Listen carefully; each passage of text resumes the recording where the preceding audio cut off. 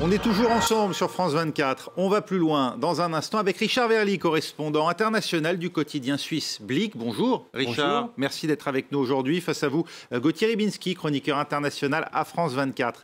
Au sommaire aujourd'hui, Washington qui dit étudier toutes les mesures concernant sa présence militaire au Niger après l'annonce du retrait français. Hier, Emmanuel Macron s'est donné d'ici la fin de l'année pour le retour des 1500 soldats stationnés dans le pays. Des milliers de réfugiés arméniens fuient l'enclave du Haut-Karabakh en cours de reprise en main par l'Azerbaïdjan. Alors qu'en visite dans la région, le président turc Recep Tayyip Erdogan lui voit dans la situation de nouvelles opportunités pour son allié azerbaïdjanais Ilham Aliyev. C'est tout de suite, on va plus loin.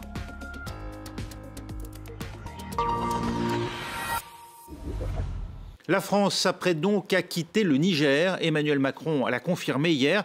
Après 2 mois de bras de fer avec la junte putschiste, l'ambassadeur Sylvain Ité et les 1500 soldats français vont partir. Question d'heures, de mois ou de semaines. Ludovic de Foucault nous en dit plus. 26 juillet dernier, à la télévision nationale nigérienne, des hommes en uniforme lisent un communiqué. Un coup d'État vient de se produire. Toutes les institutions ici de la 7e République sont suspendues. Les forces de défense et de sécurité gèrent la situation. Il est demandé à tous les partenaires extérieurs de ne pas s'ingérer. Dans la rue, la pression contre les forces étrangères, en particulier la France, gagne en intensité.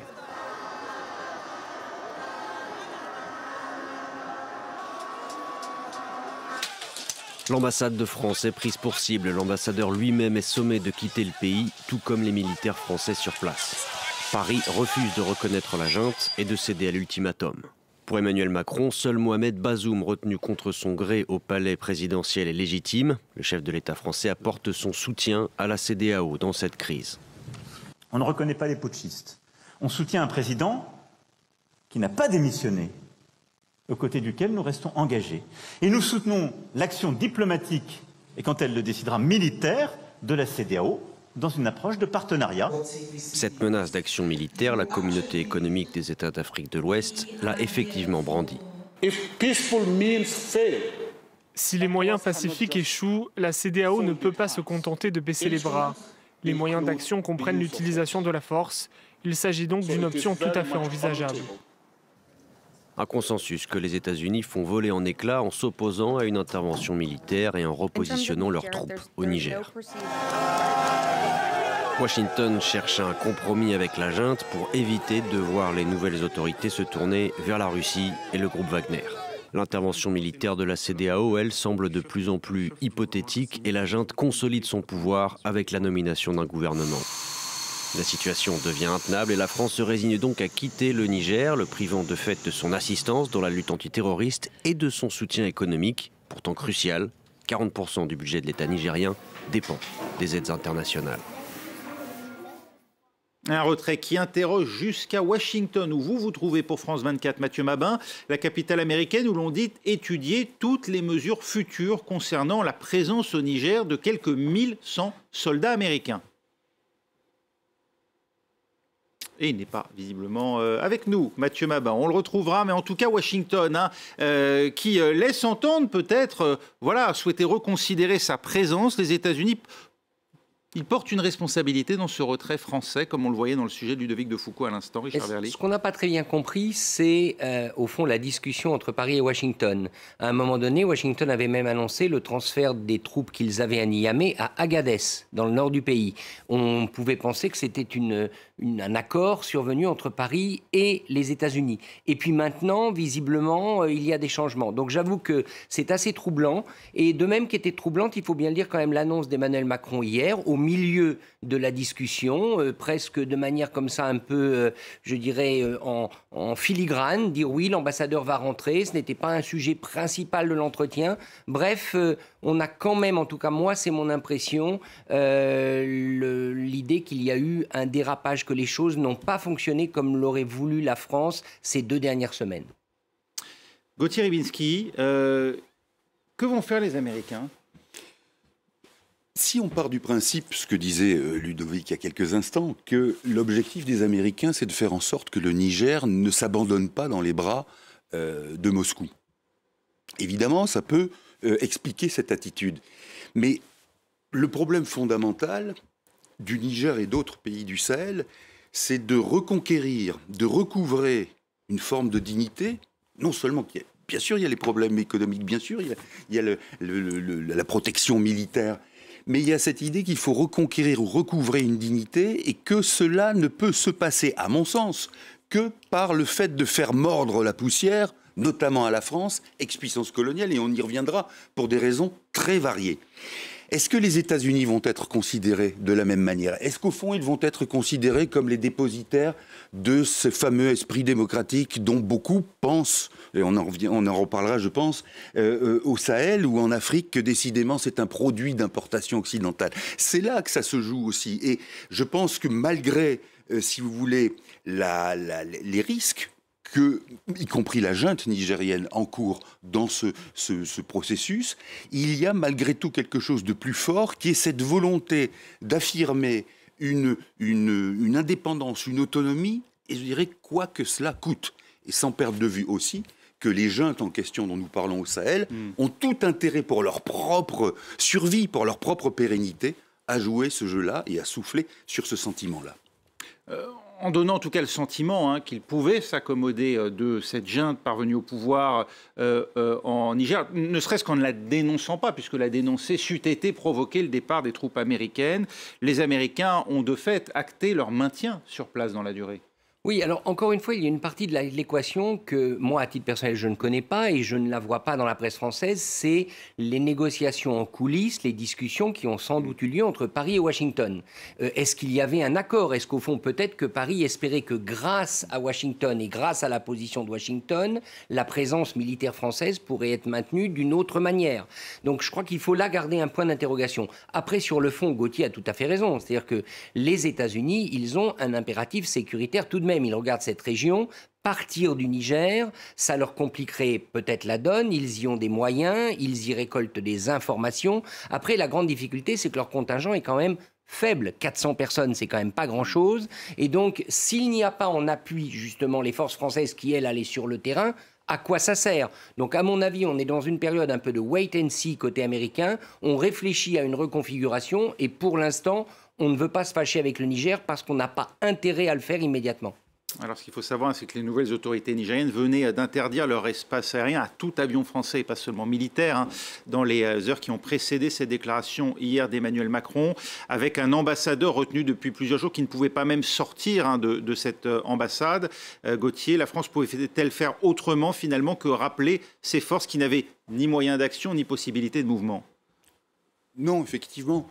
C'est-à-dire que la France s'est laissée aussi enfermer dans cette situation, mais ça ne date pas de l'affaire nigérienne, ça ne date pas du Burkina Faso, ça ne date pas du Mali, c'est bien antérieur à ça. Si vous voulez, la manière dont la France a conduit ses affaires depuis des décennies, je dis même après la décolonisation, avait tout en soi pour qu'un jour, il y ait ce type de réaction. C'est-à-dire que quand vous dites à un pays ou à plusieurs pays en Afrique, nous sommes pour la défense de la démocratie, mais vous, quand il y a des putschs chez vous, ou quand il y a un potentat qui maintient le pouvoir sous sa propre aile et houlette pendant des décennies, non, on ne dit rien. C'est-à-dire que cette duplicité dans la volonté de ce qu'est censé transmettre la France fait qu'effectivement, on se retrouve dans des situations inextricable.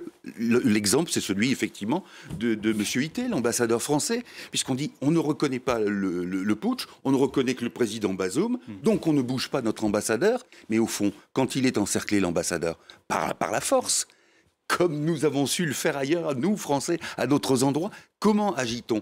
Et c'est là, probablement, j'espère que c'est ça, il y a, comme on dit, vous savez, quand un parti perd une élection, on dit il a besoin d'une cure d'opposition. Alors là, c'est peut-être plus grave, mais probablement que la France, si elle veut remettre à plat les choses, elle a besoin de cette cure de désintoxication, j'allais dire, à son prurite colonial africain. Et que donc, à partir de là, ça veut dire aussi qu'il faut se poser la question, et ça c'est ce qui est le plus important, je m'arrête là, de savoir qu'est-ce que ça veut dire que le pouvoir ou l'influence ou la présence française en Afrique à réfléchir autrement que par des soutiens momentanés, ponctuels. Alors, pour faire écho à ce que vous dites, on va écouter un extrait du discours du chef de la junte guinéenne la semaine dernière. C'était à la tribune de l'Assemblée générale des Nations unies, le colonel Mamadi Doumbouya, qui proclame l'échec du modèle démocratique occidental en Afrique. Écoutez.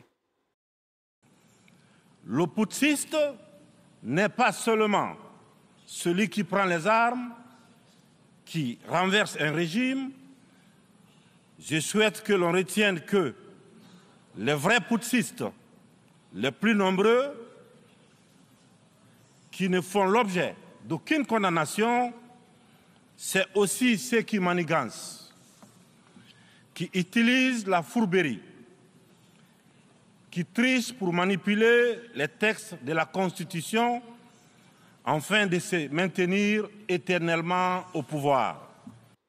Alors on voit bien le colonel Doumbouya qui vise donc les pouvoirs précisément renversés par ces jeunes, des pouvoirs dont, alors il le dit à un autre moment de son discours, qu'il estime comme ayant été soutenus par les puissances occidentales, dont la France. De ce point de vue-là, Richard Verly, ce qui se passe là est-il un échec pour la France ou au contraire un échec pour le Niger, puisqu'on le sait, le Niger se retrouve seul dans la lutte antiterroriste, et on l'a entendu dans le sujet de Ludovic de Foucault, aussi dépourvu d'une partie du lien économique qui l'unissait à la France. Alors, je dirais que le cas du Niger ne correspond pas à l'équation décrite par l'interlocuteur guinéen, puisque au Niger, et Emmanuel Macron n'arrête pas de le répéter, vous aviez un président élu dont les élections démocratiques n'avaient pas été contestées, ce qui était radicalement différent du Gabon, où on annonçait une victoire d'Ali Bongo, dont tout le monde savait qu'elle était truquée, et on a eu finalement le putsch que l'on connaît. Donc je crois que là, le cas du Niger, il faut quand même le différencier. Après, peut-être deux éléments. Le premier élément, il y a sans doute eu de la part de l'Élysée, d'Emmanuel Macron lui-même, une forme de coup de dé. Peut-être a-t-il pensé, peut-être avait-il des informations qui le laissaient entendre, que la junte au Niger allait se diviser. Et qu'au fond, l'ambassadeur restant sur place, il posait un défi à ce nouveau pouvoir militaire, et qu'à un moment donné, si ce pouvoir se fractionnait, il y aurait peut-être un espace pour le président Bazoum pour revenir. Eh bien, ça ne s'est pas passé. De ce point de vue-là, c'est un échec. Deuxième élément, quant à ce que dit le président de transition guinéen aux Nations Unies, la grande difficulté de ce discours, c'est que c'est un discours, disons-le tout de même, et là je parle, la Suisse est un pays neutre, comme vous le savez, qui n'a pas de passé colonial, c'est un discours qui ne tient pas. Parce que, certes, il y a des pouvoirs qui se sont maintenus très longtemps de manière absolument éhontée et anormale, mais ce n'est pas pour autant que les putschistes sont légitimes. Très franchement. Donc je veux dire, bien sûr que c'est anormal qu'un pays comme la France, et il y en a eu d'autres, couvre des régimes corrompus qui restent en place, mais pour autant, le nombre de généraux putschistes, parce que ce sont souvent des militaires qui ensuite ont remis les clés démocratiques à la population, il y en a quand même très peu. Le président Doumbouya qui va plus loin, enfin le colonel président de transition Doumbouya qui va plus loin en disant que c'est la démocratie à l'occidentale.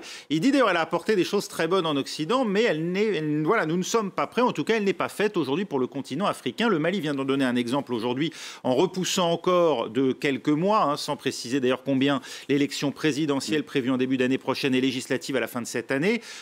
Voilà, au motif que les listes électorales ne sont pas complètes et en accusant d'ailleurs au passage une entreprise française qui était chargée visiblement d'une mission dans la collecte d'un certain nombre d'éléments concernant ces listes. Et puis le Burkina Faso, à l'instant, qui suspend le magazine Jeune Afrique. Est-ce qu'il y a là un nouveau modèle qui est en train d'émerger, Gauthier Rybinski? Est-ce que ce départ, là aussi, encore une fois, de la France du Niger ne scelle pas finalement la fin d'une unité de destin et peut-être le début d'un nouveau modèle qui, pour le coup, serait totalement distinct de celui que les Occidentaux, non pas prétendent imposer, mais en tout cas ont promu, qui est celui de la démocratie représentative. Oui, mais c'est ça le problème. Quand vous voulez promouvoir quelque chose, vous devez avoir à cœur d'en faire la démonstration et de démontrer sa validité. Bon, alors on ne va pas revenir là-dessus, on l'a dit. Le problème du colonialisme, c'est d'avoir dévoyé et perverti un certain nombre de principes, de sorte qu'aujourd'hui, ils sont vécus par certains comme étant un artefact, et un artefact au service du Nord. En l'occurrence, dans la décolonisation, puisqu'on parle d'instances mises en place et élues après la décolonisation, et dans laquelle les électeurs africains ont eu la possibilité de participer, mais n'ont pas toujours vu leur vote, effectivement, non entaché, disons, d'irrégularité. Mais la perversité, justement, de ce colonialisme-là, c'est au fond de faire dire à des responsables aujourd'hui, comme le colonel Doumbouya, que la démocratie n'est pas faite pour les Africains. C'est ce que disaient exactement les colons, c'est ce que disaient des Jules Ferry en France. Je voudrais rappeler un fait historique qui est marquant dans cette réflexion. C'est en mai 1997, quand Mobutu chute au Zaïre et que Laurent Désiré Kabila arrive et, sans coup férir, conquiert Kinshasa. L'une des premières déclarations de Kabila consiste à dire qu'effectivement la démocratie c'est un produit d'importation et de l'Occident. Et le problème c'est qu'en quelque sorte on justifie de cette façon l'assujettissement, la soumission des Africains. C'est-à-dire que lorsque vous dites la démocratie est un produit étranger, il a été perverti, il a été dévoyé, certes, bien sûr, mais voyons dans le fond à quoi il sert. Et aujourd'hui, vous voyez très bien, et ça avait commencé non seulement avec Kabila, mais avec d'autres comme Lumumba s'étaient posé la question. Mais l'idée qui consiste à se demander si le fond de ce que veut dire la démocratie n'est pas adapté aux Africains, c'est une question de type colonialiste. Oui, et on peut ajouter que... À sa décharge, par exemple, le colonel Doumbouya, il pose un préalable très circonstanciel. Oui, Elle n'est intemporellement pas faite pour le continent africain. Donc aujourd'hui, elle n'est pas adaptée. Mais les termes rappellent quand même quelque chose d'étrange. Oui, mais on peut se retourner vers ces généraux, vers ces militaires, en disant d'accord, la démocratie ne convient pas, mais dans ce cas, faites la preuve que votre gouvernement autoritaire est capable de développer le pays. Quels sont les régimes autoritaires africains qui peuvent se targuer d'avoir développé le pays? Alors il y en a un qui va venir tout de suite en tête, c'est évidemment le Rwanda, où il y a un régime autoritaire, mais qui n'est pas issu d'un putsch, qui est issu d'une crise humanitaire, d'une tragédie qu'on connaît, qui a de fait développé le pays. Mais où sont les autres exemples? Donc je crois, vous savez, moi dans une existence antérieure, j'ai été correspondant en Asie. En Asie, il y a plusieurs exemples de pays qui ont été des dictatures et qui sont devenus des économies développées et ensuite des démocraties. Il y en a un dont on ne parle plus aujourd'hui parce qu'il est considéré comme une démocratie établie, c'est la Corée du Sud. Pendant des décennies, ça a été une dictature très féroce. Où sont les exemples, j'allais dire, de bonne gouvernance africaine mise en place par des militaires? Eh bien, qu'ils nous en prouvent, qu'ils nous prouvent les exemples et qu'ils nous les donnent. On passe à la suite. Ils ont beau avoir promis de garantir les droits des Arméniens du Haut-Karabakh. Des milliers fuient vers l'Arménie de peur d'être victimes d'épuration ethnique. Maintenant que les Azerbaïdjanais prennent le contrôle de ce territoire disputé. Les explications de Léo Péchard sur des images de Lisa Kaminov, Mohamed Chaban et Tali Nounjian. Certains arrivent en voiture, d'autres par ces bus jaunes. Des bus qui effectuent des allers-retours entre ce checkpoint de la frontière arménienne et le Haut-Karabakh. À leur arrivée, ces réfugiés s'enregistrent auprès des autorités et peuvent enfin se poser après plusieurs jours de calvaire. Aujourd'hui, nous sommes partis. Ils nous ont dit soit vous partez, soit vous prenez des passeports azerbaïdjanais. Nous ne sommes pas du genre à les prendre. Étape suivante pour ces Arméniens, la ville de Goris, plus à l'ouest. Ce centre humanitaire installé dans les locaux d'un théâtre ne désemplit pas depuis dimanche soir. Ces déplacés viennent de Stepanakert, la capitale du Haut-Karabakh, ou bien de villages aux alentours. Impossible pour eux de rester sur place après les combats. La situation était vraiment terrible. Nous avons appelé le chef de l'administration de notre village. Nous lui avons demandé si nous pouvions y retourner. Il nous a répondu « Vous pouvez venir, mais si les soldats vous massacrent, nous ne pourrons pas en porter la responsabilité. » Ils sont désormais à Stepanakert. Ils portent des fusils. Ils peuvent ouvrir le feu à tout moment. C'est la raison pour laquelle c'est dangereux de rester là-bas. L'objectif pour eux désormais, trouver des solutions de logement ou un transport pour se rendre dans d'autres régions du pays. Beaucoup craignent un exode massif des quelques 120 000 habitants du Haut-Karabakh, alors que les forces azerbaïdjanaises resserrent leur emprise. La situation humanitaire demeure également tendue. Encerclée par les soldats, la ville de Stepanakert est privée d'électricité et de carburant. Les habitants manquent aussi de nourriture et de médicaments. Ouais, alors même donc que des réfugiés affluent vers l'Arménie, le président turc Recep Tayyip Erdogan lui se trouvait dans l'enclave azerbaïdjanaise du Nakhitchevan, une enclave située à la frontière avec l'Arménie, l'Iran et la Turquie, et dans laquelle il a vanté aux côtés d'Ilham Aliyev, le président azerbaïdjanais, de nouvelles opportunités. Régis Janté, vous qui êtes le correspondant de France 24 dans la région, de quelles opportunités Recep Tayyip Erdogan parle-t-il? Il était là pour l'inauguration d'un gazoduc, mais évidemment, on a en tête bien d'autres choses. Oui, effectivement, c'est l'histoire en fait de cette route qui doit traverser le territoire souverain de la République d'Arménie par le sud, entre l'Azerbaïdjan, l'essentiel du territoire azerbaïdjanais, et son exclave du Nakhitchevan dont vous venez de parler. Et ça, c'est ce qui avait été décidé dans l'accord de cessez-le-feu de 2020, de la guerre d'il y a 3 ans au sujet du Karabakh, négocié par Vladimir Poutine. Et c'est un vrai casse-tête, évidemment, parce qu'il s'agit de demander à l'Arménie, déjà très affaiblie, eh bien, d'autoriser ces deux ennemis, en réalité, d'avoir une route qui traverse son territoire et, pour ainsi dire, le coupe en deux. Et c'est cette discussion-là. Et quand on voit la façon dont la question du statut du Haut-Karabakh et du retour, de la réintégration du Karabakh au sein de l'Azerbaïdjan a été décidée par la force, finalement, eh bien, les observateurs s'inquiètent beaucoup en se disant que peut-être aujourd'hui, la Turquie et son allié azerbaïdjanais pourraient, si on ne leur donnait pas satisfaction rapidement, eh bien, employer la force pour s'ouvrir cette route entre les territoires, à travers le territoire arménien et relier ainsi l'Azerbaïdjan à son esclave du Nakhitchevan et donc à la Turquie. C'est ce qui explique justement l'amplification de ce phénomène d'exode du Haut-Karabakh. Les Arméniens de la région s'inquiètent des projets azerbaïdjanais? Non, c'est vraiment une autre question, en fait. La question du Karabakh, elle est en train d'être réglée. Et ce qu'on voyait venir sur place depuis plusieurs semaines, à vrai dire, mais c'est que c'est une crise qui potentiellement peut se déclencher dans les jours ou dans les semaines qui viennent et qui pourrait être très grave, parce qu'il s'agit vraiment cette fois-ci, non pas d'un territoire disputé entre l'Azerbaïdjan et l'Arménie, mais à l'intérieur de l'Azerbaïdjan, le Haut-Karabakh.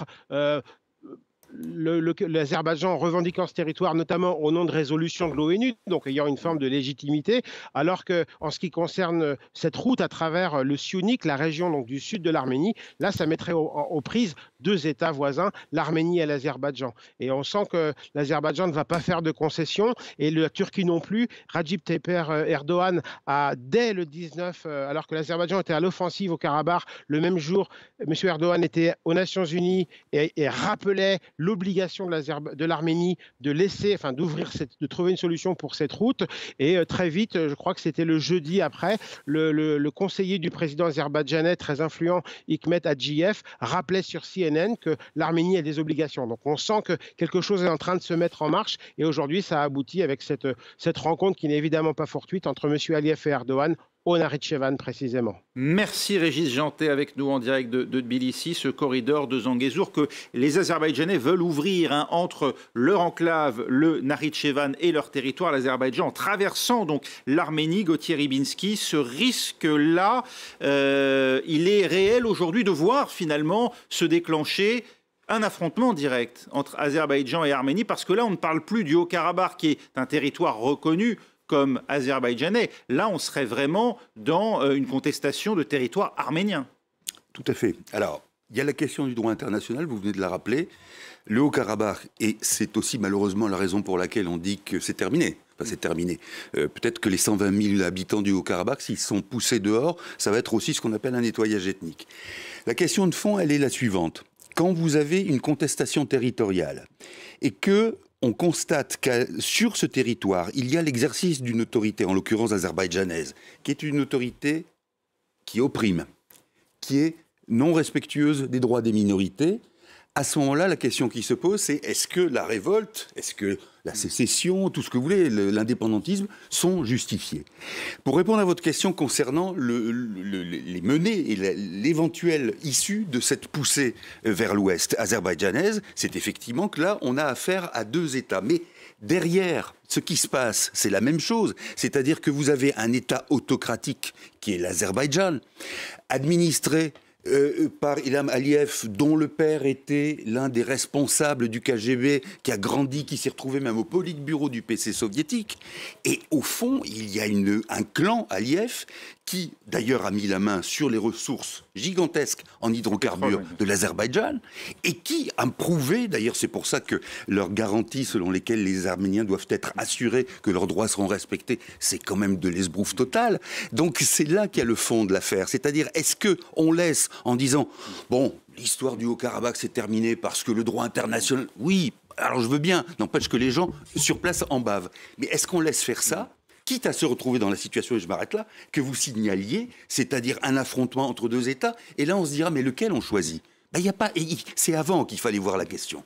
Richard Verly, dans cette affaire, faut-il être légaliste, c'est-à-dire dire en fait pour l'instant, il n'y a pas encore de conflit territorial, prendre au mot Ilham Aliyev et d'une certaine manière Recep Tayyip Erdogan qui se contentent de parler d'opportunité, ou bien, compte tenu de ce qu'on sait du passif de ces personnages, d'ores et déjà mettre en œuvre tout ce qu'il est possible de faire pour les empêcher dans leur dessein d'une continuité, d'un continuum territorial finalement voulu par la Turquie. Est-ce qu'on a envie de le faire ? Est-ce que vous croyez vraiment aujourd'hui que les 27 pays de l'Union européenne, malgré le soutien qu'ils donnent à l'Arménie, soutien verbal, Emmanuel Macron lui-même l'a fait, est-ce que vous croyez vraiment que l'Union européenne est prête à risquer un affrontement direct, en tout cas une confrontation très rude, avec l'Azerbaïdjan, sachant qu'Ursula von der Leyen, la présidente de la Commission, s'est littéralement ruée en Azerbaïdjan après l'agression russe en Ukraine pour signer un nouveau contrat gazier, c'était je crois en juillet 2022, alors que l'agression avait eu lieu en février. La réponse, elle est évidemment non. Aujourd'hui, l'Arménie, on est en train non pas de sacrifier l'Arménie parce que la négociation, la diplomatie peut encore jouer, mais de fait, on est en train de mettre l'Arménie le dos au mur pour le gaz qu'on va consommer cet hiver. Ça ne vous a pas échappé qu'on est au mois d'octobre, que l'hiver arrive, qu'on aura besoin du gaz, et ça ne vous aura pas échappé non plus que sur ce dossier, M.